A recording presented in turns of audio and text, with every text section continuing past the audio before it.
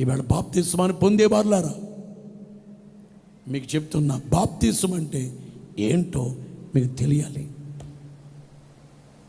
నేను మిమ్మల్ని అడుగుతాను, ఇలా చూడాలి. బాప్తిస్మం అర్థం తెలియకుండా బాప్తిస్మం పొందొద్దు.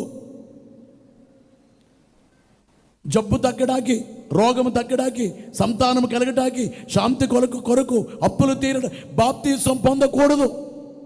బాప్తిస్మం అంటే అర్థం ఏమిటంటే పరలోకానికి చేరుకోవడానికి బాప్తిస్మం.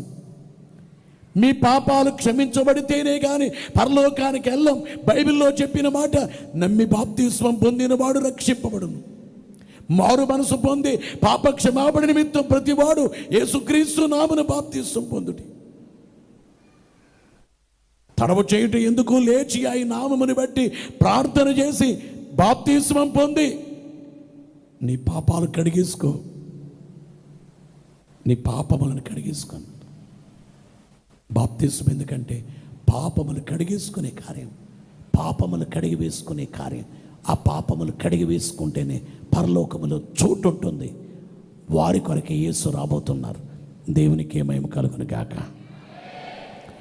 ఈ సుమారాజుకు చేతులెత్తి గట్టిగా చప్పట్లు కొడదాం అందరూ.